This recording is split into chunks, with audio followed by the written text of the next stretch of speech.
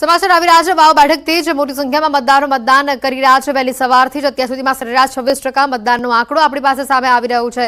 ઉત્સાહ ભરપૂર છે તમામ મતદારોમાં। વાવની ચૂંટણીમાં મતદાનના તમામ રેકોર્ડ તૂટી શકે તેવી પણ એક શક્યતા વ્યક્ત કરવામાં આવી રહી છે, કારણ કે અત્યાર સુધીમાં 26% મતદાન થઈ ચૂક્યું છે। સવારે 7 થી અત્યાર સુધીમાં 26% મતદાન થઈ ચૂક્યું છે। ઉત્તર ગુજરાતનો આ સૌથી મોટો જંગ ભાજપ કોંગ્રેસ અને માવજી પટેલ માટે આજનો મોટો દિવસ। ભાજપ કોંગ્રેસ સહિત 10 ઉમેદવારો મેદાને છે। વધુ માહિતી મેળવીએ સંવાદદાતા કિશોર અમારી સાથે સીધા અહીંયા જોડાઈ ચૂક્યા છે।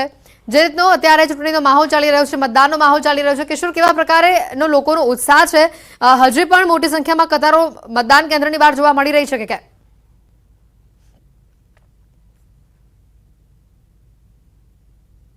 ચોક્કસથી હેતવી પેટા ચૂંટણી આ છે, પરંતુ પેટા ચૂંટણીમાં પણ મતદારોનો ઉત્સાહ જોવા મળી રહ્યો છે। જે સરકારી આંકડો આવી રહ્યો છે તે પ્રમાણે 11 વાગ્યા સુધી 24.39% જેટલું મતદાન નોંધાયું છે। અને આપ મારી પાછળ પણ જોઈ શકો છો કે હજુ પણ મોટી સંખ્યાની અંદર જે મતદારો છે તે મતદાન માટે પહોંચી રહ્યા છે। અને અત્યારે આપણી જોડે કોંગ્રેસના નેતા ઠાકરસિંહ રબારી પણ છે કે ઠાકરસિંહ રબારી અત્યારે જ મતદાન કરીને બહાર આવ્યા છો। સારો એવો ઉત્સાહ જે છે તે જોવા મળી રહ્યો છે મતદારોમાં। અત્યાર સુધી 24.39% જેટલું મતદાન સરકારી ચોકડે નોંધાયું છે। શું કહેશો? લોકોમાં ઉત્સાહ છે અને લોકશાહીનું મહાપર્વ એટલે એ ચૂંટણી છે। અને હું તો તમામ મતદારોને અપીલ કરું છું કે ભારેમાં ભારે મતદાન કરો અને આકોલીના યુવાનોને પણ વિનંતી કરું છું કે 98-99% મતદાન થઈ ગયા છે અને મીડિયામાં કાલે આવે કે હાઈએસ્ટ મતદાન અહીં થયું છે। ત્રિપાંખીયો જંગ હતો, છેલ્લે સુધી એકબીજા ઉપર આક્ષેપો લગાવવામાં આવ્યા, અને અત્યારે શું કહેશો આપ, કઈ રીતે જોઈ રહ્યા છો આ ઇલેક્શનને? ચૂંટણી હોય આમ અમે લડતા હોય એટલે આક્ષેપો પ્રતિ આક્ષેપો થતા હોય છે, પરંતુ આખરી નિર્ણય મતદારો છે। જ્યારે ગુલાબસિંહનું નામ આવ્યું ત્યાં ક્યાંક ઠાકરસિંહમાં નારાજગી હતી, ને એના પછી ઠાકરસિંહ ગુલાબસિંહના જે છે તે ખભેથી ખભે હાથ મિલાવીને ફરી રહ્યા છે, સારથી બન્યા છે। પાર્ટીમાં ટિકિટ દરેક માંગે, ટિકિટ મળ્યા પછી પાર્ટી સર્વોપરી હોય છે। મળ્યા પછી તમે જોવો છો સારથીની ભૂમિકામાં હું કેપિટલ છે। મતદારોને શું અપીલ કરવા માંગો છો આપ? મતદારોને આજે તો લોકશાહીનું મહાપર્વ છે એટલે સૌથી ભારે મતદાન કરે, 98% મતદાન થાય અને સમગ્ર ગુજરાતમાં રેકોર્ડ જાય કે વાવ વિધાનસભાએ 98% મતદાન કરી લોકશાહી પર્વની ઉજવણી કરી છે। આ હતા કોંગ્રેસના નેતા ઠાકરસિંહભાઈ રબારી। તેમનું કહેવું છે કે વધુમાં વધુ મતદારો મતદાન મથક તરફ જવા જોઈએ અને 98% જેટલું મતદાન પણ થવું જોઈએ। આપને સીધા જ દ્રશ્યો બતાવીશ આકોલી ગામના મતદાન મથકના, કે જ્યાં લોકો છે તે લાઇનમાં અત્યારે જોવા મળી રહ્યા છે। ચુસ્ત પોલીસ બંદોબસ્ત વચ્ચે અત્યારે જે છે તે મતદાન પણ થઈ રહ્યું છે। મહિલાઓ પણ અત્યારે મતદાનમાં મથક પર લાઇન પર જોવા મળી રહી છે। જ્યારે પુરુષોની જો વાત કરીએ તો મોટી સંખ્યાની અંદર ત્યારે પુરુષો જોવા મળી રહ્યા છે। શાંતિસર મતદાન જે ચાલી રહ્યું છે। અબાસડા તેમજ ભાખરી ગામે જે ઈવીએમ ખોટવાયા હતા તે પણ શરૂ કરી દેવામાં આવ્યા છે અને અત્યારે શાંતિપૂર્ણ માહોલની અંદર મતદાન ચાલુ છે। આપણે પૂછીશું યુવા મતદારને, શું કહેશો? વહેલી સવારથી આપ મતદાન કરવા માટે આવ્યા છો અને અત્યારે મતદાન કરી રહ્યા છો? ત્યારે શાંતિપૂર્વક અમારા ગામમાં મતદાન થઈ રહ્યું છે અને બધા લાઈનસર, કોઈ પણ વધારે આવો અવાજ બીજો કરતા નથી અને શાંતિસર પોતવાના રીતે મતદાન કરી રહ્યા છે। કેવા ઉમેદવારને આપ ચૂંટવા માંગો છો? કેવા ગુણો હોવા જોઈએ ઉમેદવારમાં?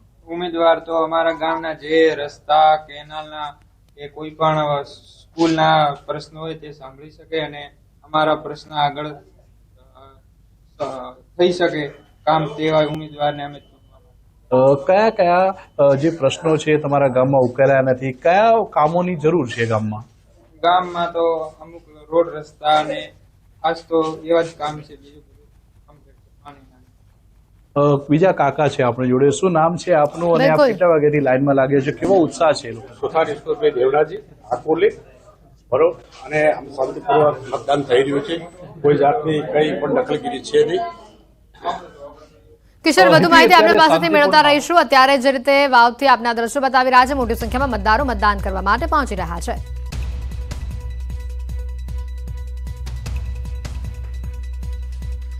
નો આરોપ। સારવાર દરમિયાન 2 દર્દીના મોત। દર્દીના પરિવારજનોએ હોસ્પિટલમાં હોબાળો મચાવ્યો અને તોડફોડ કરી। કડીના બોરીસણામાં મેડિકલ કેમ્પમાંથી 19 લોકોને સારવાર અર્થે લવાયા હતા। અમદાવાદ ખ્યાતિ હોસ્પિટલમાં ઓપરેશન કાંડ મામલે તપાસનો ધમધમાટ। પોલીસે એડી દાખલ કરી વધુ તપાસ શરૂ કરી। બંને દર્દીઓના મૃતદેહને પોસ્ટમોર્ટમમાં રિપોર્ટ અને તજજ્ઞની સલાહ મુજબ આગળની કાર્યવાહી કરાશે।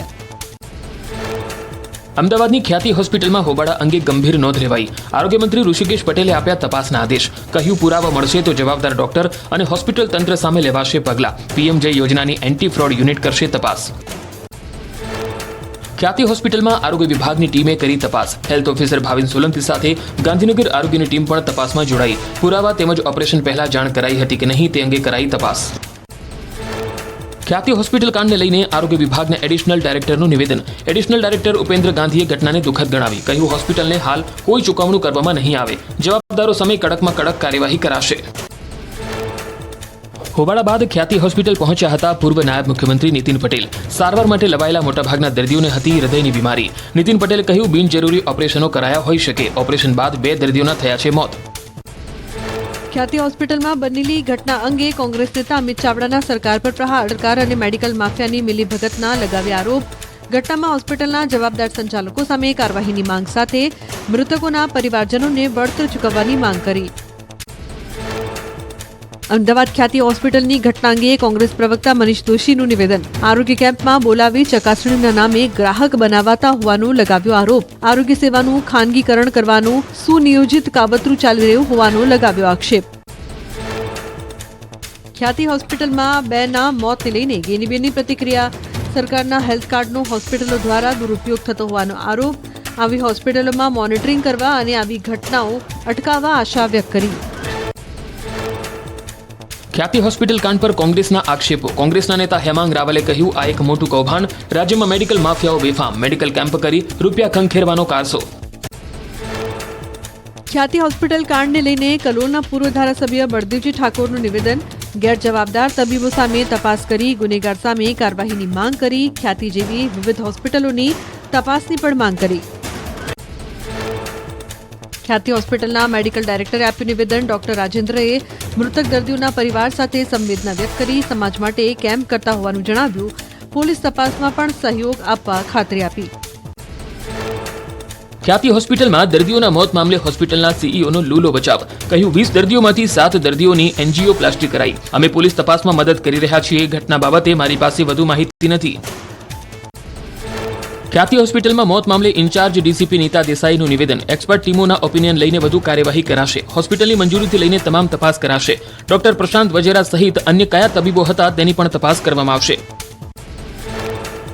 અમદાવાદના ખ્યાતિ હોસ્પિટલ કાંડ અંગે મોટો ખુલાસો. કેમ્પ માટે હોસ્પિટલે તાલુકા આરોગ્ય કચેરીની નહોતી લીધી મંજૂરી. હોસ્પિટલ દ્વારા કોઈપણ પરમિશન ન લેવામાં આવ્યું હોવાનું તાલુકા હેલ્થ ઓફિસરનું નિવેદન. મહેસાણાના બોરીસણા ગામે પહોંચી યુનિવર્સિટીની ટીમ.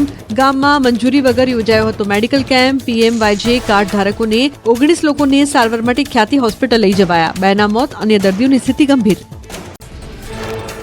અમદાવાદની ખ્યાતિ હોસ્પિટલના કાંડમાં મોટા ખુલાસા.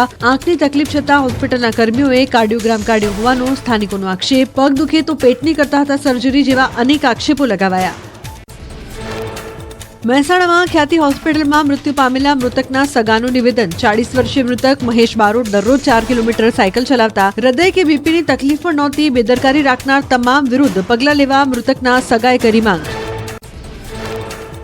હોસ્પિટલ સત્તાધીશોએ દર્દીઓના સ્વજનો સાથે કરી હતી બેઠક. ઓપરેશન પહેલા સ્વજનને જાણ કરાઈ હોવાનો તબીબોનો દાવો. હાજર દર્દીના સગા અને બોરીસણાના સરપંચ બેઠકમાં ઉપસ્થિત રહ્યા. ઓપરેશન કરનાર ડોક્ટર પણ હાજર રહ્યા.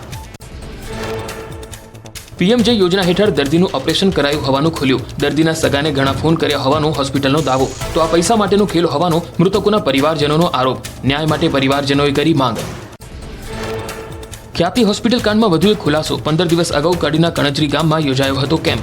ગામના વતની પ્રવીણ પરમારનો દાવો. ફક્ત મા કાર્ડ હોય તેની જ સારવાર કરે છે હોસ્પિટલ.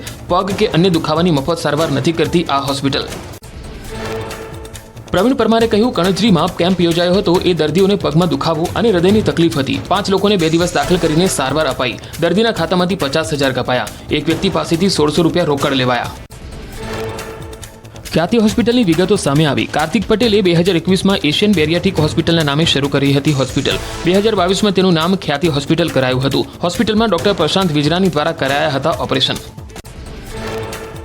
ખ્યાતિ હોસ્પિટલ પર રાજકોટના એક પરિવારે પણ લગાવ્યો આરોપ. જૂન મહિનામાં હોસ્પિટલમાં દાખલ કરાયા દર્દીની પણ એન્જિયોગ્રાફી કરાઈ હોવાના આરોપ. પરિવારને જાણ કર્યા વિના કરાઈ હતી એન્જિયોગ્રાફી. મૃતકના પુત્રએ લગાવ્યા આરોપ. હળવદમાં ભૂંડ પકડવા બાબતે બે જૂથ વચ્ચે અથડામણ. શીખ સમુદાયના બે જૂથે સામસામે બોલેરો કાર અથડાવી તલવાર વડે ધીંગાણું કર્યું. બંને પક્ષના 3 લોકો ઇજાગ્રસ્ત થતા સારવાર અર્થે ખસેડાયા. રાજસ્થાનના ખાતૌલી ગામમાં ખાતરને લઈને થયો હોબાળો. મોટી સંખ્યામાં ખાતર લેવા પહોંચ્યા હતા ખેડૂતો. પૂરતી માત્રામાં ખાતર ન મળતા ખેડૂતોએ કર્યો હોબાળો. પોલીસે ઘટના સ્થળે પહોંચી મામલો શાંત પાડ્યો. જમ્મુ કાશ્મીરમાં સિઝનની પ્રથમ હિમવર્ષા થઈ. પહાડી અને મેદાની વિસ્તારોમાં હિમવર્ષા થતા બદલાયો મોસમનો મિજાજ. બરફની ચાદરના આહલાદક દ્રશ્યો આવ્યા સામે. કાશ્મીર ઘાટીના ગુરેઝ કુપવાડા જિલ્લાના સોનબર્ગ અને લદ્દાખના જોજિલામાં પણ હિમવર્ષા. વાહન વ્યવહાર પૂર્વવત કરવા રસ્તા પર બરફને હટાવવાની કામગીરી તેજ. જમ્મુ કાશ્મીરના પૂંચમાં ભારે હિમવર્ષા થતા અનેક રસ્તાઓ બંધ થયા. રસ્તા પર બરફના થર જામતા લોકોની અવરજવરમાં ભારે હાલાકીનો સામનો કરવો પડ્યો. મુગલ રોડ બરફના મોટા થર જામતા બંધ કરાયો. જમ્મુ કાશ્મીરના પૂંચમાં ભારે બરફ હિમવર્ષાને કારણે રસ્તા પર બરફની ચાદર છવાઈ. ઠેર ઠેર બરફના થર જામતા રસ્તા લપસણા થયા. રસ્તા પર લપસી જવાય તેવી સ્થિતિ સર્જાતા વાહન ચાલકો અને રાહદારીઓ પરેશાન થયા. જમ્મુ કાશ્મીરના કુપવારામાં ભારે હિમપ્રપાત. રસ્તા અને પહાડો પર બરફની ચાદર છવાઈ. તાપમાનનો પારો ગગડતા રસ્તા સુમસામ થયા. હિમવર્ષા બાદના દ્રશ્યો સોશિયલ મીડિયા પર વાયરલ થયા. જમ્મુ કાશ્મીરમાં સિઝનની પહેલી હિમવર્ષાની સહેલાણીઓએ મજા માણી. હજારો પ્રવાસીઓએ લીધો હિમવર્ષાનો આનંદ. ગુજરાતી પ્રવાસીઓએ પણ ગુલમર્ગ બાંદીપોરામાં હિમવર્ષાનો લૂંટ્યો આનંદ. રામનગરી અયોધ્યામાં ગાઢ ધુમ્મસની ચાદર છવાઈ. સરયુ નદીમાં સ્નાન કરવા અયોધ્યા પહોંચેલા ભક્તો ઠંડીમાં ઠૂંઠવાયા. ધુમ્મસના કારણે વિઝિબિલિટી ઘટતા વાહન ચાલકોની હાલાકી પડી.